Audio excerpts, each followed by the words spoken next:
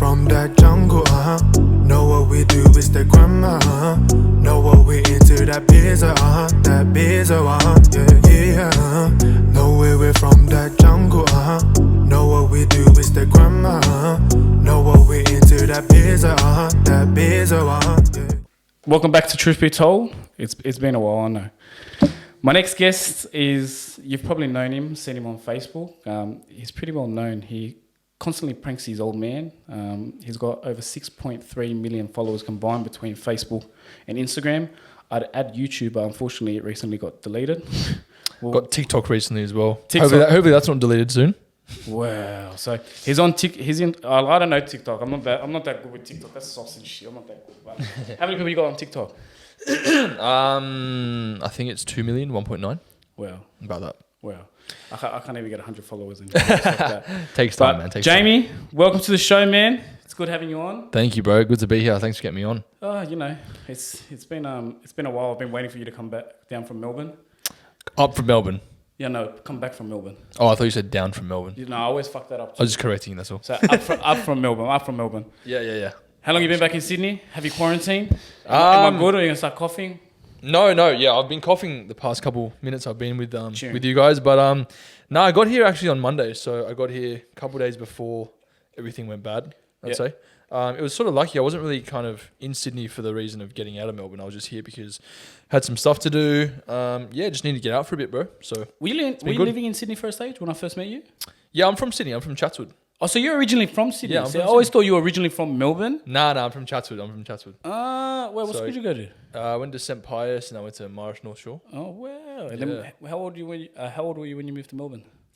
Oh, man, I've lived in a few places. So I was basically like living in Chatswood my whole life until I was probably like 22.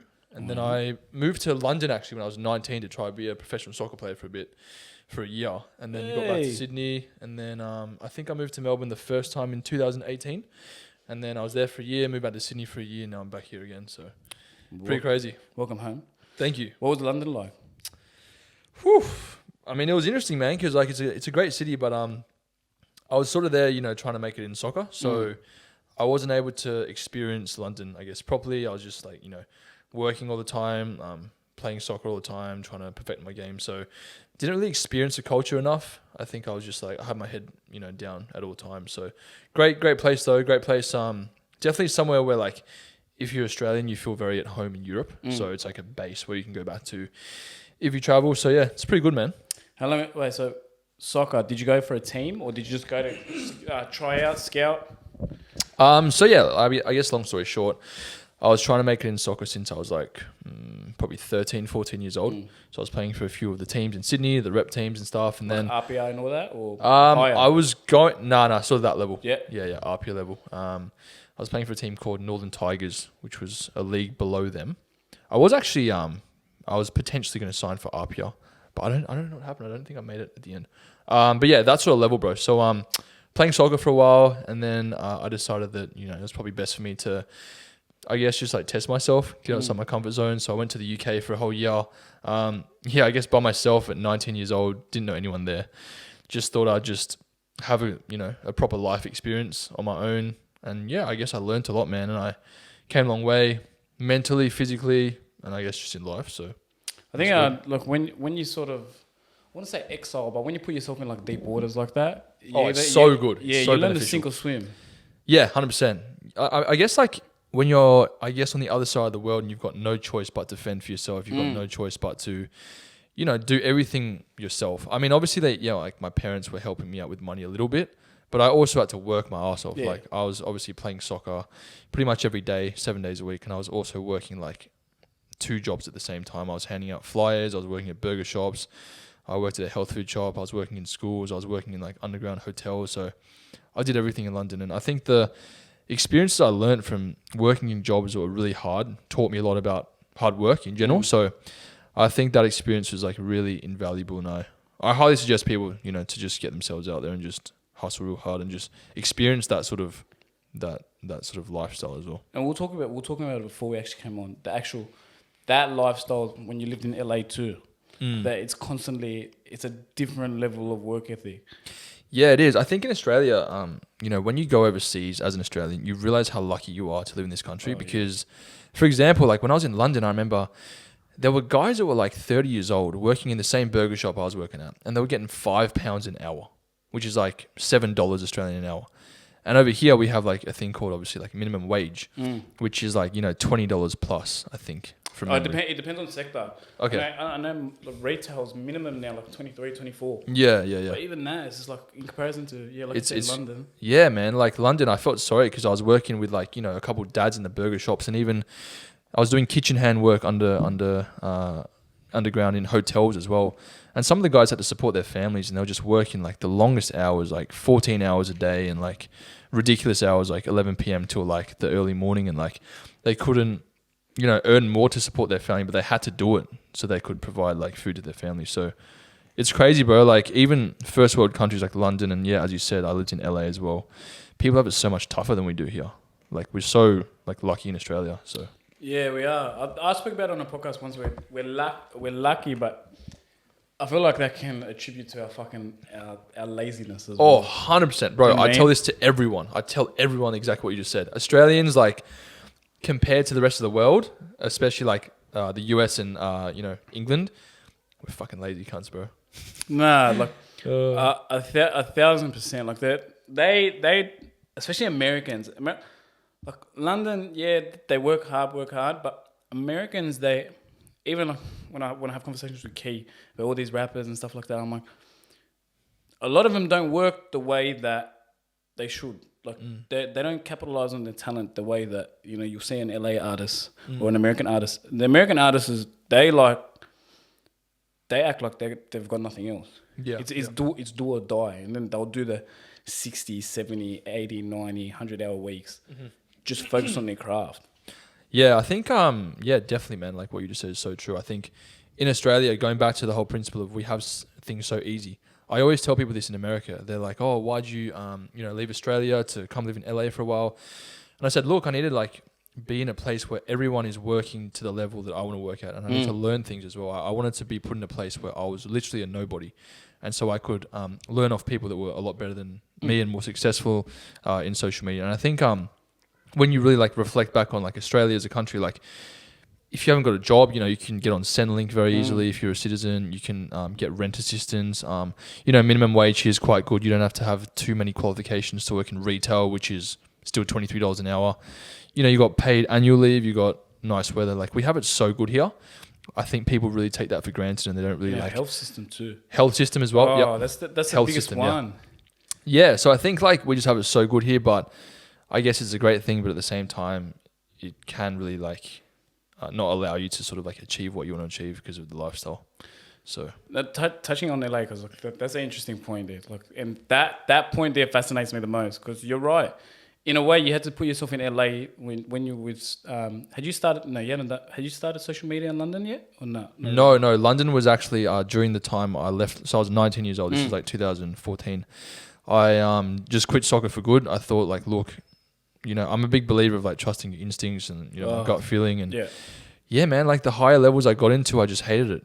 And I think for England, I really had a good taste of what it's really like to get to those high levels, and like it's a complete different ball game. Like it's just incomparable to anything you've experienced before. It's like in Australia, you've got, you know, your friends, your family, and, you know, it's still fun.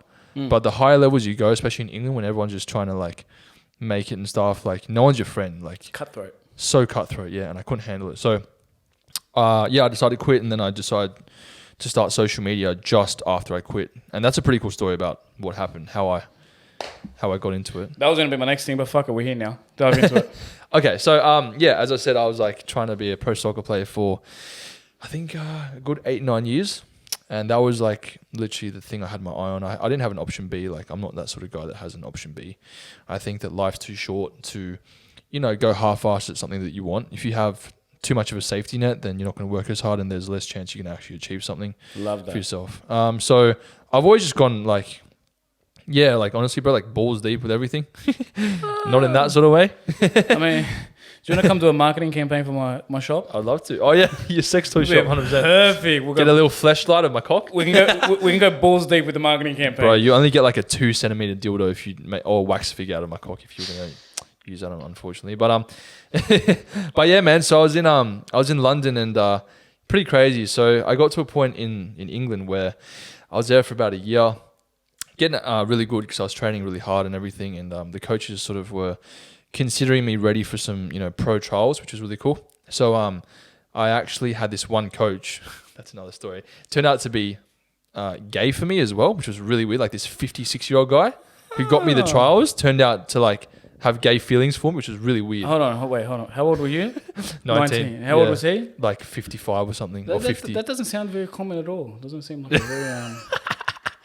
Yeah, bro, like this big, like, I'm not trying to be racist, but like this big black guy who owned the academy I was in. And I was actually going to him for mentorship. Like, he was my mentor. And then all of a sudden, he fucking turned on me. He's like, I've got feelings for you. Like, it was so weird. Like, I was 19, by myself in London, little Australian kid trying to make it in soccer. And this guy that owns the academy I'm in and has all the access to all the pro clubs that I want turns out to be gay for me. So he was like the Harvey Weinstein of Yeah. the soccer. Yeah. Wow, if you touch me, I'll make you...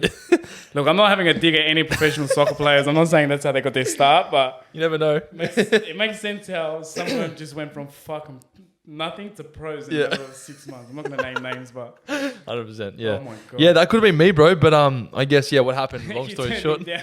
I turned him No, down. thank you. Yeah, I told my mum about it as well. She's like, I'm going to call the police and everything. I mean, look, this guy, like, I could have ruined his entire career. I could have exposed the messages and everything. There were some fucked up messages, bro. But luckily, nothing happened. But, at the same time, he did get me a trial, which was good, without me having to do anything weird, which is even better. Yeah. So he got me a trial for a club called Brentford. I don't know if you guys have heard of them. It's a club that their senior team, I think, is in the Championship, and then the under-23 team was actually in the English Premier League. So that was the team I was trying for. So it was a crazy step up, man. Crazy. And I just remember, like, he calls me up and he goes, look, I got you the trial. You've got, it's going to be in 2 days' time. Make sure you, prepare for it and make sure you perform, because this also, like, will damage my reputation if you don't, play well. Because That's not the only thing that would damage your reputation. 100%. That's what I was thinking at the time. I was like, fuck, I could literally ruin this kind of stuff. But yeah, so literally, bro, it was weird because he got me the trial, 2 days' time, and it was strange, man, because for the entire 2 days to lead up to the trial, all I was doing was I locked myself in my room and I was just crying all day because of the pressure I had on myself. Because if you think about it, like, I've gone like 8-9 years trying to make this dream turn into a reality, and finally I have a chance to actually cement something for myself. And I've told everyone back home that this is what I'm intending to do in England. I just had like one choice. I had no choice but to get this right. And the pressure like really got to me. Like, I just couldn't deal with it. And I was on the phone to my mom and I was just crying. So much pressure on me. I thought, like, I had this one opportunity, and if I don't take it, then I've like literally fucked up my whole life. So yeah, trial comes around, and I'm not gonna lie, bro, it was like the worst trial of my life. I couldn't perform. I was just like, and during soccer as well, I developed a lot of performance anxiety, and this kind of correlated. This started from soccer, from a lot of bad coaches I had. So a lot of coaches would like scream at me and tell me I was shit and all this sort of stuff. I think when you get to those sort of levels, the coaches do become very tough, but I couldn't mentally handle it. So I guess having like 8 to 9 years of experience with these coaches, and like my confidence skill wise was great, but mentally was just not there, because I'd been like almost traumatized, bro, by these coaches back in the day, just like drilling me, like, and all that sort of stuff. And yeah, I couldn't deal with the pressure. So had the worst trial of my life. And then I remember the coach called up the guy, the gay dude that got me the trial, and he's like, what the fuck? Like, why'd you give me this kid that can't even pass a ball straight? And then he called me and started roasting, like just blasting me on the phone, like, you fucked up, you ruined my reputation and stuff. And anyway, it turns out they gave me one more chance to perform at a game, which was in another 2 days' time. So the coach calls me up. He's like, listen, you had a terrible trial. You've got like one game to prove yourself, and that's it. And I'm just like, fuck. So same thing happened. I'm just like locked myself in my room crying, even more pressure on me. And the game comes around, and then Yeah, I'll happily say that I was the reason that we lost. Because I contributed to like most of the goals because I did back passes to the goalie and then they were just bad You're ones. like a player in FIFA that they get past the ball and they're just standing, they're just hovering. Yeah. Yeah, that was kind of me because like, yeah, man, I couldn't deal with it. And yeah, I just couldn't deal with it. So what ended up happening was that was a pivotal point in, I think, my life because for the first time, instead of trying to force this career that really didn't feel right anymore, I just said to myself, like, okay, what if I just stop? What if I just quit? And I know that, like, you know, the people watching this are going to be like, oh, you gave up, you shouldn't have given up. But there is a point They where... also don't have 6.3 million followers. they can suck a cock. But anyway. But No, I love my followers, but you know what I mean, the negs. well, I guess the moral of the story is like there is a point where you have to be real with yourself and you have to say like, not in terms of like, is it realistic to go for these big goals, but do I feel like it's the right thing to keep pursuing in my heart? You know what I mean? So at that point, I realized no, it wasn't. And my mum actually was the person that really, I guess, sort of guided me into this career I've got now, ironically, because some of the stuff I do, she doesn't approve of at all. But she goes to me, I told her about, you know, everything that happened. And she goes, look, I want you to read this book. And my mum's a very, very like wise spiritual woman. And She a book reader? yeah, I'm she gonna have is. to exchange books. Oh yeah, you linked me some books the other day. Yeah. What was the book? So she's very much into like long story short with my mum, she actually had Crohn's disease when I was 4 years old and it's incurable supposedly, but she actually cured it through natural medicine. So she's the best book for her. Oh, perfect. Yeah, so she's very much into veganism and health and well-being and spirituality. So she linked me a book by this raw vegan guy and he makes a lot of health products, but he also like writes his own books, and it was a book called Instructions for a New Life.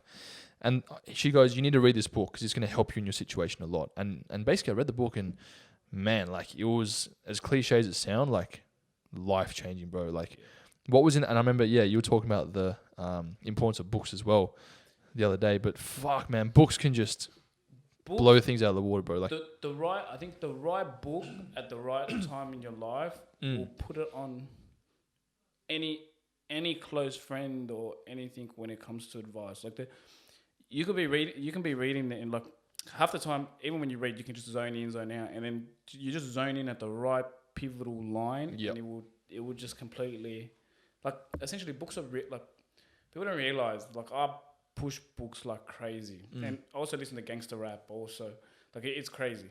People freak out, but books, the amount of knowledge you can learn from it, and the amount of, like, you can have a conversation with someone from 30,000 years ago. Like there's a book called Meditations by Marcus Aurelius. It's one of my favorite ones. It's about Stoicism. Essentially, what your friend was. You know how you posted that thing the other day about, you know, whatever life gives you, that you just got to be in the moment. You got to. Yeah, it happens for you, not to. Yeah. That's essentially one of the key teachings of Stoicism as well. Like you just, whatever will be, will be. You just got to flow with life. Yeah, correct. But man, the book. So. Yeah, bro. This definitely like what you said is 100% true. I think on the topic of books as well, when you said a couple of lines really just like resonate with you. I think that also correlates with the notion of like when you want something so bad or you're looking for something so bad. For example, if you want to buy a red car, right? You're just going to be noticing red cars fucking everywhere, even if you've never noticed one in your life, and even numbers. So it goes back to the whole, I guess, like point of what you attract kind of comes to you, if that makes sense. And when you put the energy out there, you'll also receive. So yeah, it's pretty crazy. We're the same. Yeah. Do you ever have punch buggies? Oh yes. So, the way I explain the law of attraction to my brothers and the power of the mind, and also with Instagram as well, you understand it too. So you can go on Instagram now. If you can go on my Instagram, I like a lot of girls with very petite booties. And now this is how I explain it to my brother. My whole what's the thing? The explore feed page. Yeah. My whole explore page is girls with very small booties. Yeah. Shockingly that round. But the algorithm is exactly like when we're younger. When you tell yourself, when we automatically get into a car, no matter what, even to this day, we have trained ourselves to look for punch buggies. Yeah, correct. Yeah. Now the law of attraction is exactly the same. If what you focus on, it's like now whatever car you drive your Audi. Before you went and got your Audi, I never saw one ever. Never? No, I never saw one. But when I wanted one and I was interested in one, I saw them everywhere. Yeah. That's same. That's what you were trying to get. That's at. that's the law. That's the law of attraction. And I was saying to this because this girl asked me the other day. She's like, "Oh, like, how are you so positive?" I'm like, "I can be a negative cunt too, but here's my view. Here's my view on life. Is if me, let's say me and Connor, my cameraman, were hanging out, and Connor was negative for an hour, I would tell Connor to fuck off. I'd be like, bro, you're too negative. Fuck off. Like we do. We have negative people come to our life. Fuck off. Of course, yeah. But who are we with 24/7? Yeah. Ourselves. Yeah. So why aren't we telling ourselves to fuck off when we're being Yeah. negative? So Yeah. it's so important. It's all about awareness as well. Yeah. So, but again, everyone comes to that level of awareness at a different time, different space, different continuum in their life as well. Yeah, 100%. Yeah, 100%. I think that like, as you just said, like, what my friend said the other day, like, things in life happen for you, not to you. I think like lessons and like pain and stuff is just so important. Like, yeah, bro, I'm like, this is off topic. We'll get to this later. I know you want to talk about it, but I'm going through like a fucking bad, like sort of breakup situation now. And I'm just like thinking, why is this happening to me? But I know I need it. And like, I know that the pain is going to teach me something. So another story. Anyway. We'll get into it later on.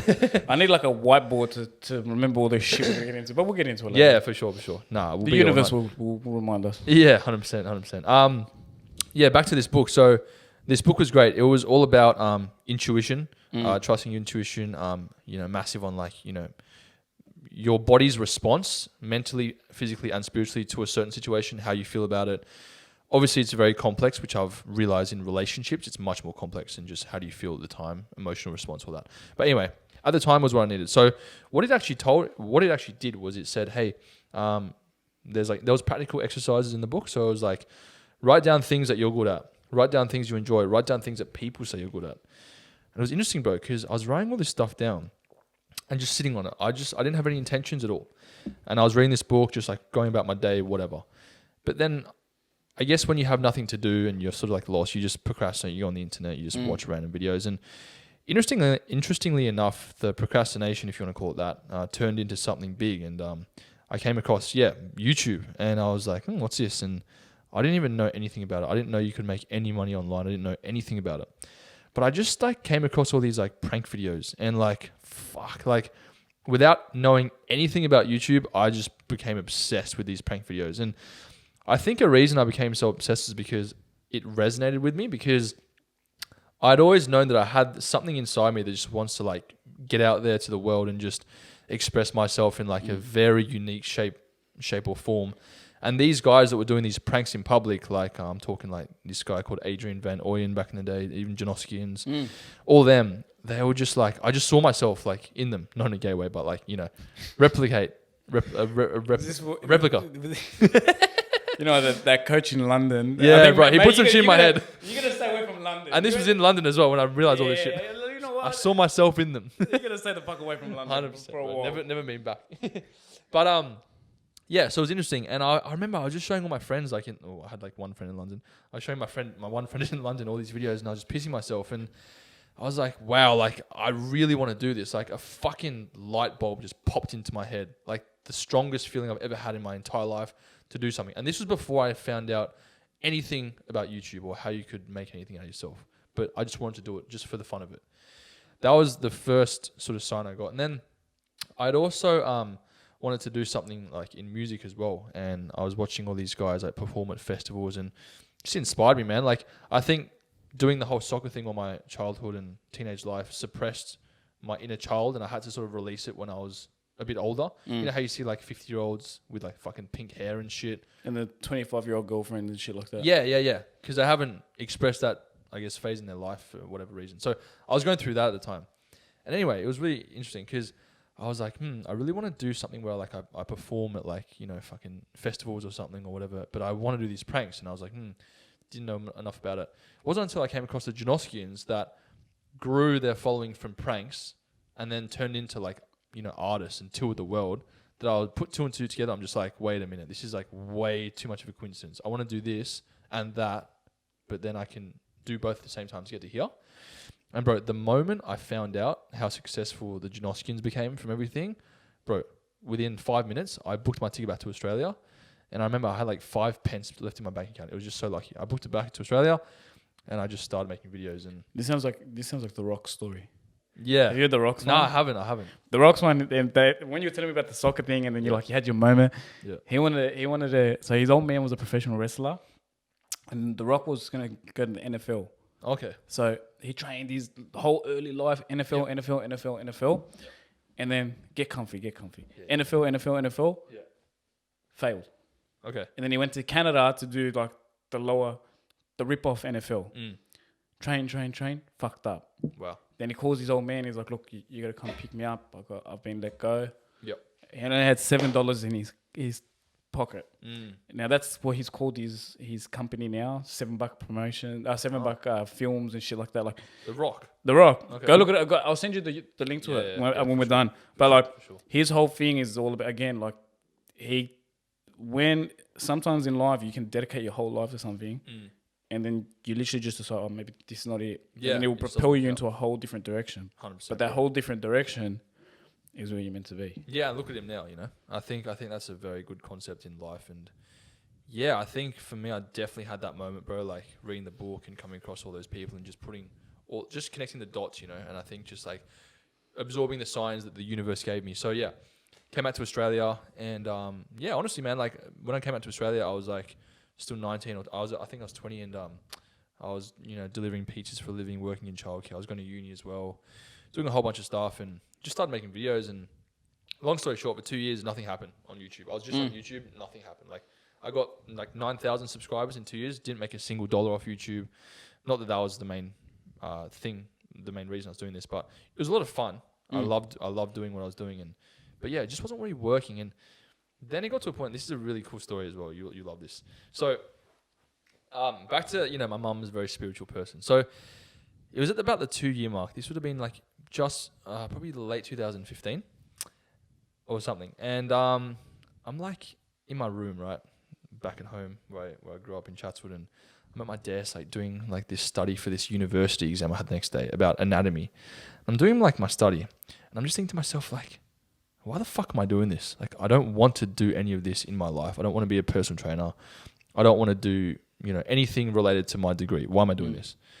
And then I also thought like, but why aren't my videos working out? I've been doing this for like 2 years or like whatever, and just nothing's happened. And I got really, like, I remember this moment so clearly, and I got out of my seat and I went to the living room where my mum was, and I'm like, Mum, what do you think? Like, why do you think like my videos aren't working out? What's the reason? You know, do you have any advice? And she goes to me, Jamie, sometimes when you have a question for the universe, all you have to do is ask it. All you have to do is ask it. I'm like, what do you mean by that, bro? This is mind-blowing shit, right? She goes, I want you to go into your room and open your laptop and write a letter to the universe with all your questions, everything you want to know. Just like write a letter. I'm like, okay. But I wasn't weirded out because it was my mum. I know my mum very well. So I proceed to go into my room and I write this like 2-page letter. I'm like, dear universe, like all the cliche shit. What are you doing, baby girl? Yeah. You lost, baby girl.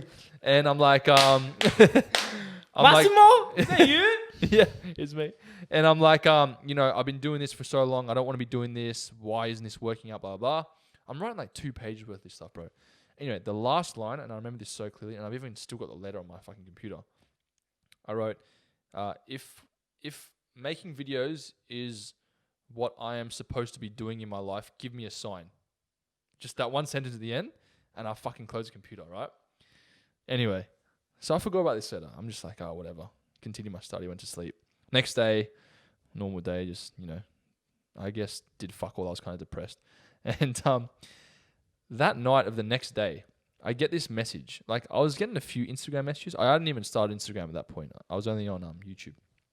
And some random guy, he didn't even have like a company page. He was like, hey, we saw one of your videos. We want to like repost it somewhere. I was like, oh, whatever, cool. And I was like, yeah, because I get these like emails or messages all the time. Oh, well, you know, sometimes I used to get them. And I was like, whatever. Anyway, so that night, I go to sleep. I wake up, and just let you know, this is less than 48 hours after I've written this letter. I wake up, and that day I had to do a first aid course for my university degree. So I'm like getting ready and everything. And as you do, you check your phone in the morning, right? I'm like half asleep. I go up to my desk. I'm like, oh, what's up? I'm like, what the fuck. And I'm doing this for like fucking 5 minutes. Like something's happened. I don't know what has happened. And I'm seeing things like Channel 9 something, like Huffington Post something, Daily Mail. I'm like, what the fuck is going on? And then like all my friends commenting on something random. And I click on it and I find out that one of my videos that I did 6 months ago just went viral. Which video was it? Me watching porn in a lecture. Just I think I've seen that one. yeah, like out of nowhere. And I was like, what the fuck? And then I was just so baffled by it. And I was getting like all these emails from like TV station, like Channel 9, universe, man. Channel 7. And I'm just like, what the fuck is going on? And I even remember I went to my first aid course and a couple of people were just like, isn't that the guy from the video? And this was the first time I had any of that. And I was just mind blown. Just fucking mind blown. The fact that like this just happened like less than 48 hours after I wrote that letter. And I'm like on the phone to my mum, like, Mum, you never believe it, this and that. She's like, I told you. I was like, what the fuck? Like some weird, some serious like spiritual weird shit happens in this world. And I took that as just like such a big sign that I need to keep going. And to be honest, man, like this was at a point where before I did this, I was considering like, is this what I should be doing? Because 2 years with achieving nothing was quite a long time. So yeah, I kept hustling. And mind you, I didn't really grow any followers from this video either. And I didn't earn any money really, like $100 maybe. And I kept hustling. And then anyway, 2016, I met my mate Jackson O'Doherty. He saw one of my schoolies videos and he goes, hey bro, we should do a collab. And I'm like, oh yeah, sure. And I noticed that he had 50K on Facebook. I'm like, oh, Facebook, it's weird. And I met up with him and I was actually his cameraman. You know Chess Bro? Yeah. So I actually filmed and edited a video for him and Chess Bro. Like I was their little bitch. And I was like, you know, just like looking at what they were doing, and Jackson's like, yeah, bro, you should like hop on Facebook. And, you know, like I've got to 50K in a month. I'm like, what? Like Facebook? What the fuck? And this was when Fortify was popping in, doing all these memes and stuff and just coming out. And I'm just like, all right, whatever. And so I just start like posting my videos on Facebook. And bro, in a month, I got like 10K. 1 month. Because 2016, that was a Facebook, thinking back to 2016, Yeah. that was a Facebook era. That was like when we, yeah, that's when you'd go to Bondi, that's when you'd go to Ivy, like that. Yeah. Everyone would be on Facebook, everyone would post songs, everyone would share. That's when sharing really became a big thing. Sharing was the thing back then, yeah. Yeah, so I hopped on Facebook and then, bro, fast forward a year, I got to 1 million followers in 1 year on Facebook. Fuck. Just kept escalating. But when I was broke still. Still doing pizza? Still doing pizza, yeah. And on Sendlink as well, everything. At 1 million followers. I remember, bro, it was interesting. The night I hit 1 million followers, I was at Anytime Fitness in Gladesville with my friend, and we were just refreshing the page. And because I had a video that grew me 700K in 2 days followers. Fuck. Ridiculous video. What video was that now? I was touching people's legs on the train. I've noticed a sexual relationship between. You'd kill it on OnlyFans. Yeah, I would. That's the one. That's your mum wrote a.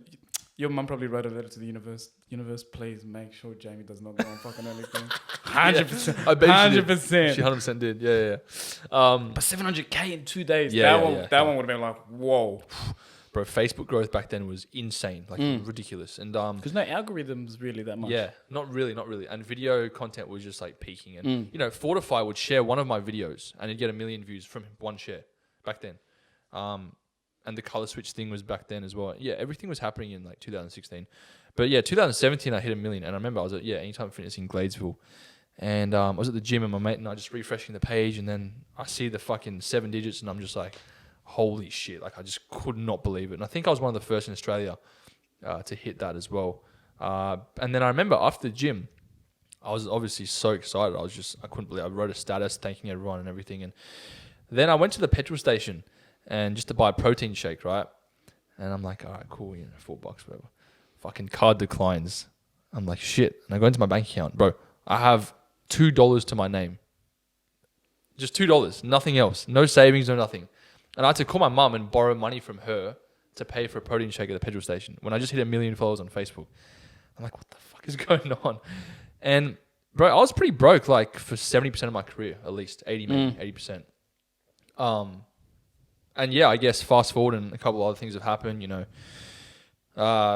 Instagram, I started Instagram 2017 and YouTube, I guess I kept going with that a little bit. And that slowly built up and Yeah, just doing the pranks and stuff and the skits and all that. So it's kind of my story. When did you start monetizing it? When did you start getting? Because I know you had a couple brand endorsements too, brand deals. Yeah. I see you with menu log and shit. Yeah. Brand's interesting, bro, because back then it was sort of the only way you could monetize, especially with pranks and YouTube as well. So back then Facebook wasn't paying you at all. There was no monetization. Facebook ads and stuff as well. Nah, there was YouTube and people were making really good money, but pranks were always getting demonetized. So I didn't really make anything off YouTube, and I still to this day don't really earn much off YouTube. So back then it was just brand deals. So I kind of and I remember I think I quit all my jobs when I got to like 250K on Facebook back in 2016, I think it was. And I was just literally like living off like Centrelink, I think.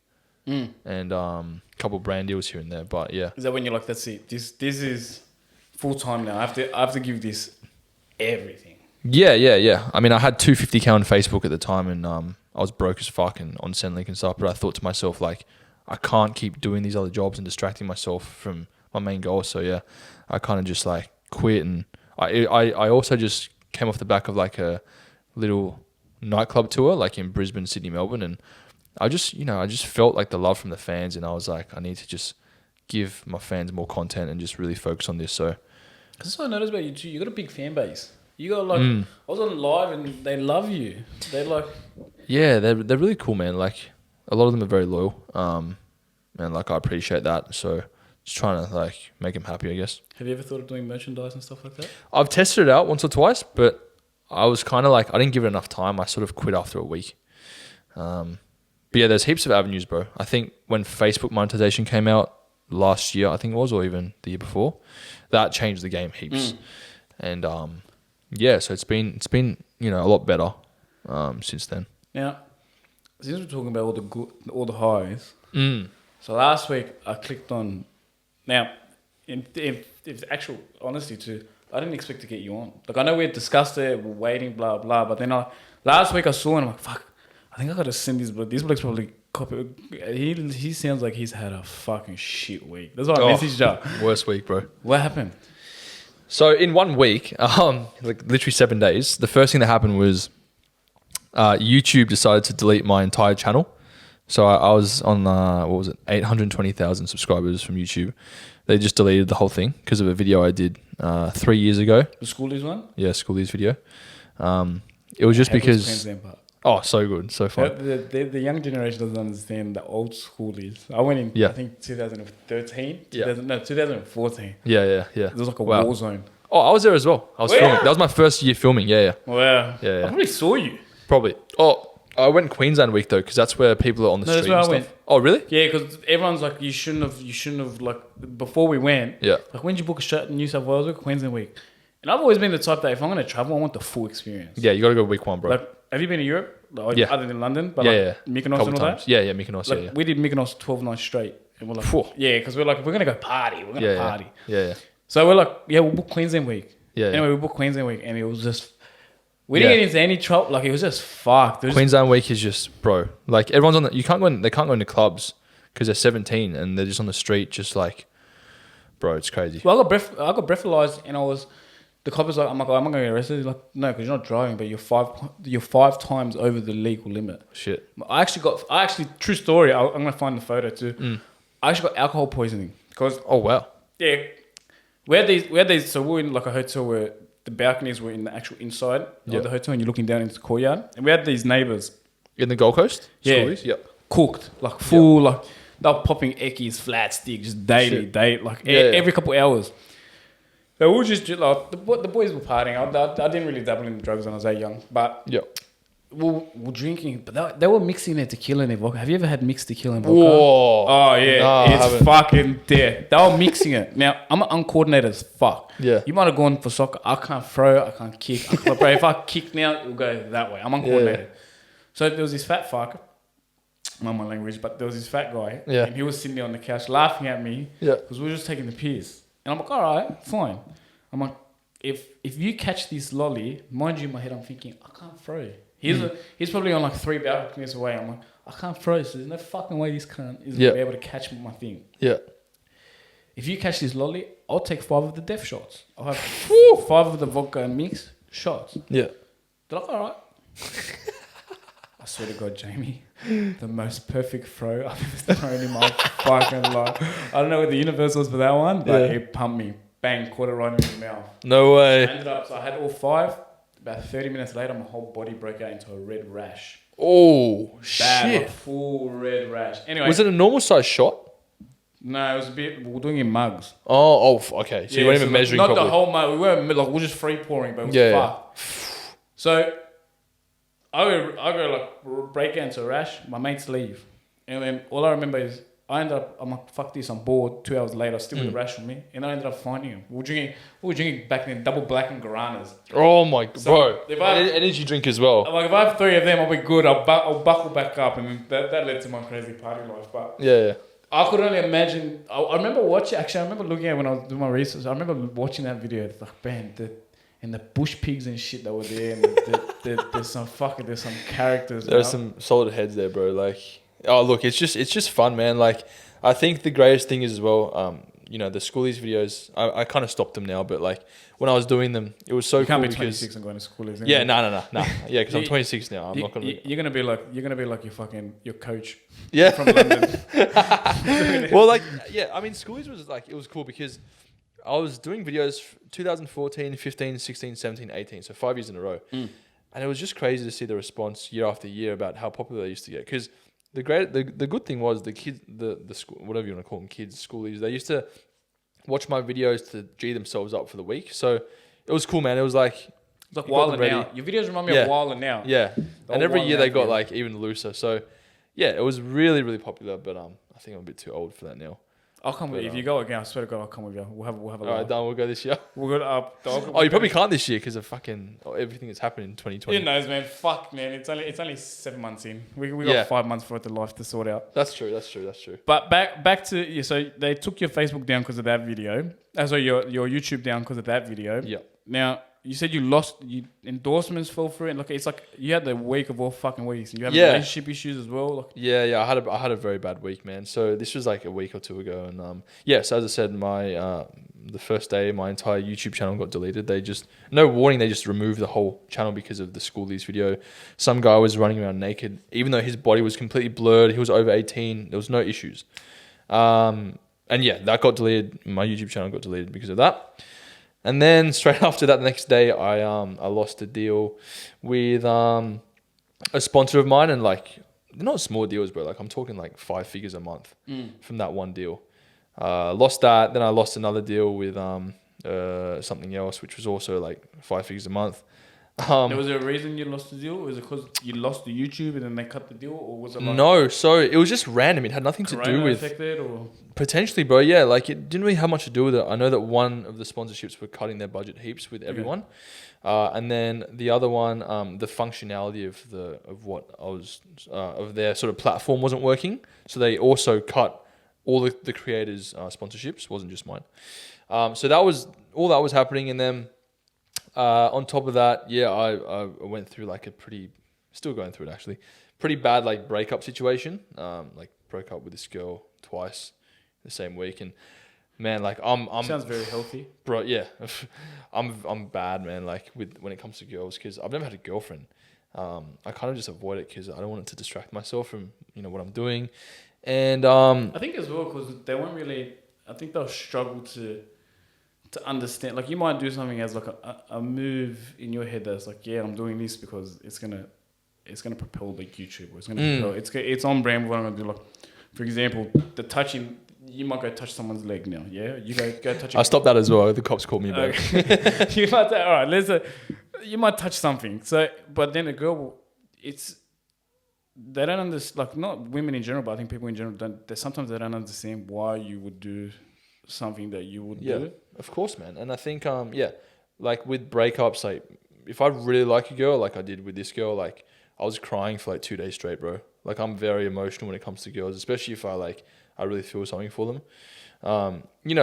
Everyone knows that I'm a bit of like a fucking, I guess, what's the word? Like I like being single, I like being single. Oh, scumbag. Yeah, scumbag. Yeah. No. You know what I mean? Like, I like just to have my freedom, have fun. You know, like I'm still young, and when there's a girl that like really like, there's something about him, and I just feel like It's like an inner clash. yeah, it's a clash, and I think the industry I'm in as well doesn't make it any easier. When you know, I guess in this industry, in the position I'm in, I am like exposed to a lot of like, you know, females and also like parties and like situations. Orgies. Yeah, a couple of them. Said it. You know, where that sort of shit is pretty normal, and in relation to having, and look, also like for me as well, in terms of relationships, I think I've just stayed away from them because I want to make sure I'm making my own decisions without anyone else's influence. So it's a few things, man. But yeah, that was happening, and then I was also getting a couple of death threats as well from this guy about this video that was up with his girlfriend in it. I can't go into that at all. But Is that a police matter or just nah, just like a, I don't know how to describe it. So yeah, that week was bad, bro. what's wrong with like? Oh, and I lost another deal because my YouTube channel got deleted. That was a big deal as well. Another sponsorship. So bad week, but as you would have seen in my story, it was all a positive. I think it's how you deal with it. Now another thing that I wanted to touch up on as well is the thing that I like is you're very open and straight, because look, in your position as well, people can be very calculated with how they move. There's some people are very reserved, like they'll go do stuff, but they won't really talk about open subjects that like are very like controversial subjects. Now, mental health is a controversial subject. Very, very, yeah. And coming off Mental Health Week, I think either last week or the week before, you constantly talk about it, and I watched one of your videos where you addressed your own mental health. Go into that for me, man. Yeah, that video was made in LA when I was living there last year. I think before I moved to LA last year, I was going through like a very tough time, like similar situation actually. I was broke up with this girl I really liked, and financial stress, and you know, direction with my content and my, you know, all that. And I also had a really, really big falling out with like a manager that I was with for a year. Is that the annoying one that I dealt with? Yeah, I think you spoke to him a couple of times. Yeah. Anyway. Yeah. So it was a rough time, and look, like that's just the cycle of life. You know, things happen, and I don't dwell. I don't act like a victim. I just know this is life. They're stepping stones. And everything happens for a reason. I understand that. So I don't like dwelling too much. I don't like just being in a rut and being depressed and feeling sorry for myself, because I understand, like, it's not just me. It happens to you. It happens to everyone. No matter what position you're in, no matter how successful you are, how much money you have, it happens to everyone. Just different scale of problems and different things arise. So yeah, I think look, I've learned a lot enough in my life to just be able to address those things and see them for how they are from a different perspective. You know, someone in my position that all this bad stuff happened in a week could really just like give up, man. They could just be like, the world hates me, like the world's turning on me, the world doesn't want to see me succeed. This is just happening to me. Poor me, I'm vulnerable, this, that. But I don't see it that way. I instead try to take signs from it, like, once again, like where the universe is trying to point me towards. And I think in terms of the brands dropping off, that was probably the best thing that's happened to me. And the effects haven't happened yet. Nothing's, like, it's still shit right now. But long term, what the signs was basically, I need to focus on my own videos, not these fucking brand deals all the time. Because the brand deals and stuff were taking up so much of my time during the week. And also, my audience don't like them. I'm just promoting shit that I don't even care about. So it was a huge wake-up call for me. And I think everything happens for you. It really does. Like, it's good that I can see it from that perspective, because I can see it, like, in front of my face. So yeah. Do you have any strategies to do with your mental health? I do. Like, what does Jamie with 6.3 million followers do that you would recommend to the average Joe? Because people, you're an average, like, again, we've met before. You're an average guy. Of course, yeah. Oh, you grass cut me once in front of the club. Have I? No. I had a girlfriend back then, but it was fun. No, who'd you grass? You grass cut one of the guards outside, and I was dying. What did I do? No, because he was talking to her. And then all the guard was talking to a girl? One of the guards was talking to a girl, and all I hear is from her mouth is like, "Oh my God, that's Jamie Zhu." I'm like, Oh, he done fucked you now. He done fucked you now. That's 6.3 million. I don't think it was intentional. Maybe it was. I don't know. But Maybe it's a filter. Maybe it wasn't. oh shit. Oh, your question. What was it? What would I? What would your advice? What would your advice be to people that Because I have the exact same. Outlook. Again, a spiritual mum as well. Yeah. People don't realize having a good mother is a cheat code in life. Oh my god, it's so blessed. It's the biggest blessing. So I try to go and instill my mum's values out into the world. So 1,000% agree that and you'll find even in life when things drop off, is to make room for better things. 100%, bro. 100%. And set you straight on your path. And actually, I was going to say before, but going back is so fucking crazy because I watched this video. Have you heard of that pommy rapper, Bugsy Malone? Oh, I don't think so. And he's big on manifestation and all that. And he said this prayer, and he's like, God, give me the show me, my potential. And I had the shops, and then I was thinking blah blah before I wanted to do this because I didn't want to. I can talk shit, but I'm like, podcast it's different. You have to, you're in front of cameras. You have to and I don't want to just talk shit. I want to do shit where people are going to look at it and they're going to watch and be like, fuck. Yeah, maybe if I go write a letter and I'm going through all this fucked up shit in my life, maybe if I'm going to, he's got 6.3 million followers. He's going through fucked up things in his life. What's he do? Anyway, and I said it out loud. I was driving at night. And when you get in them late night moods. Yeah, it's dark. I'm like, give me the potential to, give me the sign to see my potential. Bang! I get a call from Keith the next day. Wow, because he'd been harassing me. He'd be like, "We should do this podcast. We should do this podcast." I'm like, I got goosebumps. And when you were telling me, I was freaking because I'm like, "Fuck!" Wow. So you got a sign as well. 100. I look at everything now from sign numbers particularly. Like if I see 444. 11-11s and stuff like that, and even when I find myself tense up about a situation, I just let it go. Like for example, my normal cameraman got caught. He's doing the movie with Keith, Neverland. Yep.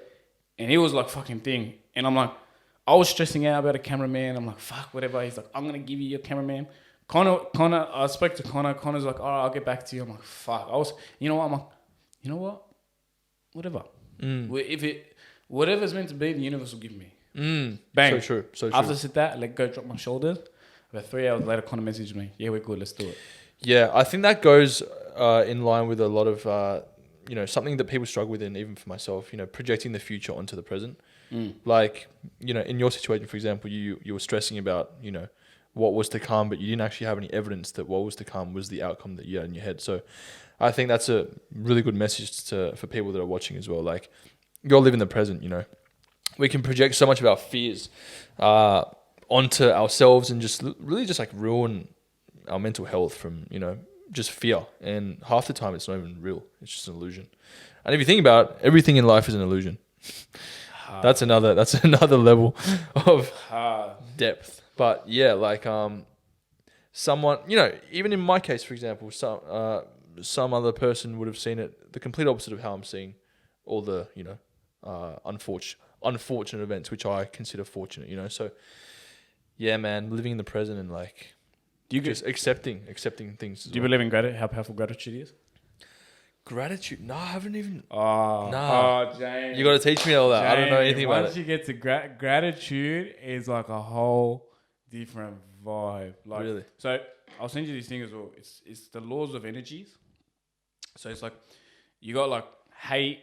It's literally they're numerically rated. So I think jealousy, hate, and everything, you vibrate at 100, and then 200. And oh yeah, vibrations. And then once you get to love and gratitude and all that, you're at 800-900. Mm-hmm. And the way I describe it is essentially is if you're having a shit day, you had a shit week. Yeah. So to anyone losing 800k YouTube follower, it'd be fuck, and then automatically everything else ticks. Mm-hmm. So then everything else, it was a domino effect. But when you have a cracker day, when you're on point, everything is just on point. Yeah, absolutely. It's because it's where you vibrate at. Yeah, I was actually on the phone to my business coach today for 2 hours and he was talking about vibration and frequency. Oh, man. And he sent me something about it, so I'm going to watch it. That's really interesting you mentioned that, yeah. Another sign probably for me. I swear to God, because you know what? That for me was game changing. Today, today I had a shit day, and I'm like, all these things happen business wise. I'm like, fuck. But then I'm like, I got the podcast tonight. You gotta like, if I come in a shit mood, this is gonna go shit. So but then back to gratitude. When I started thinking about like, you know what, fuck, I get to see it. I got a good guest. I got my cameraman. I got this. You know, I got all my stuff. I got the new cup. I got like, and I'm just grateful. I come from a good family. I come from this. You start to vibrate a lot higher. Oh. And then, boy, because you're thinking about all the good things. Now, when you Yep. When you grow, like we live in the moment, but for example, you have goals. But if you believe in your mind that, you know what, my goals have already been achieved. I'm just living in the moment, and I'll graduate to there. Okay. Oh, you'll love it. So you manifest things by being comfortable with the present and letting things happen as nature intends. Manifestation is essentially the belief that it's already happened. It's already it's only time catching up. Yeah. It's only time catching up. So like, if you stress about something, so when you chase, like when they say, even when they say chasing, like if you're chasing something, and words are like the power of the tongue too. That's powerful too. When you're chasing something, what essentially is that other thing doing? It's running from you. That's what the fucking book taught me in the life-changing book. Keep going. When you chase something, you scare it away essentially. You scare it away. Yeah. But whereas when you're acting like, you know what, that's what I want, that's my intention, and you let it go, then you go about your business, you vibrate it. Your even decisions. So going back to you making the decision that, no, that's it. I'm booking my plane ticket. I'm getting out of London. I'm going to make YouTube. That essentially puts you on the trajectory where you are now in life. Yeah, 100%. And Will Smith talks about like making a decision, like the power of, even when Keith, so I asked universe for my sign, they gave me key, and then I made the decision, and then I'm here. So like, there's all these little things, and going back to our mental health tips, like I'll ask you for yours, but while we're here, my biggest one is people really, they just have to believe and be grateful for the good in things. You know, and look, they might be in a shit position, but you can be in the shittest. Like I got a close friend who's going through like a real big health issue at the moment, and so then I look at that and I'm like, fuck, he wakes up and he's got his health issue. Like I wake up, I'm healthy, I breathe, like I got this, I got that, I don't have to stress, I don't gotta go to hospital. So like, yep. Well, and that's my view on with people with mental health is, you know what, 100%. When you're in that mental health issue, you think, you know, I got nothing, I got that. But if you can actually sit down and write at least just 3 things and really just think about those 3 things that you're grateful for, it will change your whole dynamic. Because I've heard a lot, like writing down 3 things you're grateful for before you go to bed and when you wake up as well. And I was thinking, what are these fucking weirdos doing? Yeah. So that's the concept. Interesting. That's really cool. And that's my thing on mental health. What would your tip be? I think people like to overcomplicate things a lot. I still do as well, but I think it's a human trait. I think if you really just like, you know, if you're battling with mental health and something isn't right, is that a doorbell? No, they can wait. How long will be time? Oh, sweet. Should we keep going? Yeah, we're good. Yeah. I think if people are struggling to like, I think society has a big role to play in the amount of pressure that people put on themselves. You know, society puts an illusion on success as money, fame, pretty much. Like, especially from social media, validation from other people that you don't even know. And I think that really like does a lot of damage to people's like mental health and well-being, because they think that if they don't have money or they're not, say, famous or whatever, they're not successful. But that couldn't be further from the truth. I think comparison to other people is really bad, because when you actually think about it, everyone's journey is different. Everyone's going to achieve certain things at different points in their life. Like, I'm 26 and I've never had like a girlfriend really still. But does that mean like I'm a failure, or I haven't, you know, experienced life to the fullest, or I'm not successful in that area? No. I'll experience it in a different part of my life. And even Gary Vee, like, for example, he only experienced his success when he was 40. So it's like, the pressure that society puts on us to like be successful or have all these things done at a certain time doesn't allow us to have the freedom of creativity to be able to just go through the motions of life. And when something's ready to come to you, that's when you should receive it. You know, like people look at like child superstars and like Kylie Jenner and all them, like, oh, they're so young and they've achieved all this. I'm a piece of shit because I haven't. Like, that couldn't be further from the truth. I think where people go wrong is that they look at these people and think they're doomed from the start. But what people really need to do is fuck off what society thinks, fuck off what your parents think, fuck off what your friends think if it's not right for you. Really just like listen to your own vibrations and what you really want and just go for it. And like say it louder to the people in the back. Listen to your own vibrations and just go for it, despite what anyone else thinks. I think also people forget to realize that like just because you might not know what you want to do in life doesn't mean you don't have a purpose. Like I think purpose comes into this a lot as well. I think people get really lost in, I've tried this and it hasn't worked, so I'm a failure. But fuck, you have to try a lot of things to know what really sits with you. Like I've tried a lot of things. I'm sure you have. And I think it's till you're okay and you're open to those experiences of just trying things out to find what you really want to do over time. That's the key. You know, you can't be impatient and think you're going to get all this stuff sorted in 6 months when you're 19 years old, straight out of school. You have to enjoy the process, the journey. Enjoy the process, yeah. And let's be honest as well. Who the fuck wants a boring story? Who the fuck wants to tell people when they're super successful, oh yeah, I had it easy, nothing happened. Like you want to talk about like the struggles, you know, you want to talk about the challenges that you overcame. And I think that people forget that. They just think that they see all these people on social media at these levels in their life or whatever, and they think that they just fucking were born like that. Like they didn't see the 2 years that they didn't see anything. You made no money on you. No impact. Exactly. Yeah.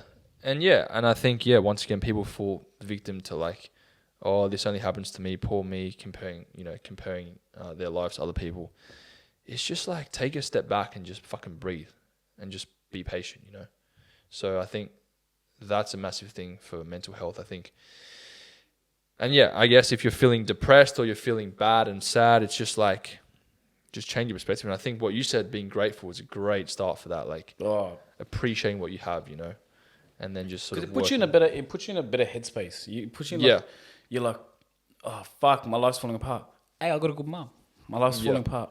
Hey, you know what? My friends are messaging me. Fuck, I'm lucky. Yeah. Even little shit like, fuck, you know, I got good healthcare. Oh, my fingers are working. Oh, I can breathe. Oh, I can.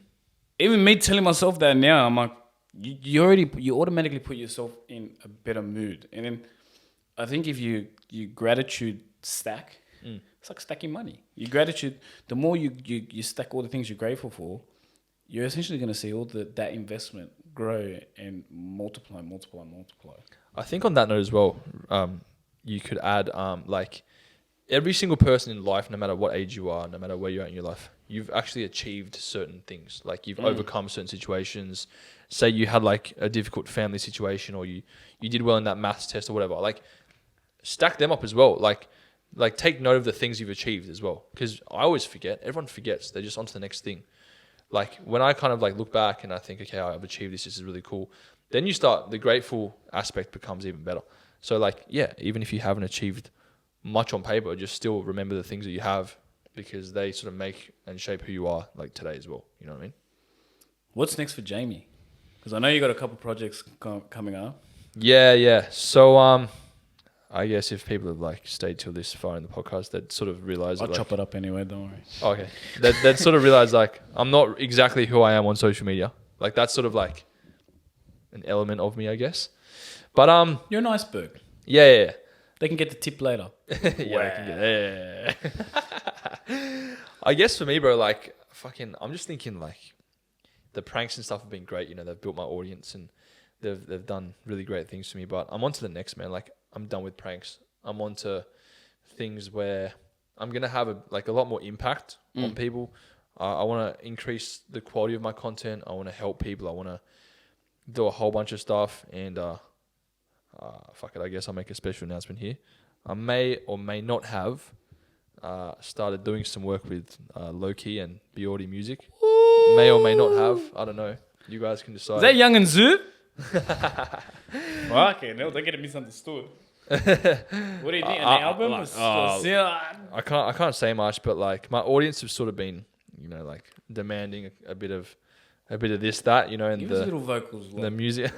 Give a little Nah, one, I two, can't. I three. can't review anything now. You But got like, the Frank Sinatra mic now, too, baby. oh, we do No, I don't know how to flip it. I would if I knew how to use it, obviously. No. But yeah, a bit of music maybe potentially. Not sure. Maybe yes, maybe no. Yeah, bro. Apart from that, the vlogs, transitioning my content to like just bigger and better things. I did a fucking huge project in Sydney 2 months ago, which you know about. Can't tell the viewers yet because that's a massive project. But let's put it this way. You know what? It's one of them ones that will motivate you. It's a feel good one. I can tell. I'll drop that. That's about it. But like, yeah, that's gonna make Jade now. Yeah, I'm excited for that one to drop. That one I'm excited for you to drop because that one's cool. You can. I can honestly say like that project I've just done is probably the most like fulfilling thing I've ever done in my entire life. Like ever. Like over anything I've done, like that just takes the cake. Like I can die happy now that I've done that. So that should give the viewers a bit of, or not a hint, but like. You know what? Actually, they'll have to listen to this whole podcast for it to actually. It'll put more context into it. Yeah. True. It'll make sense. Yeah.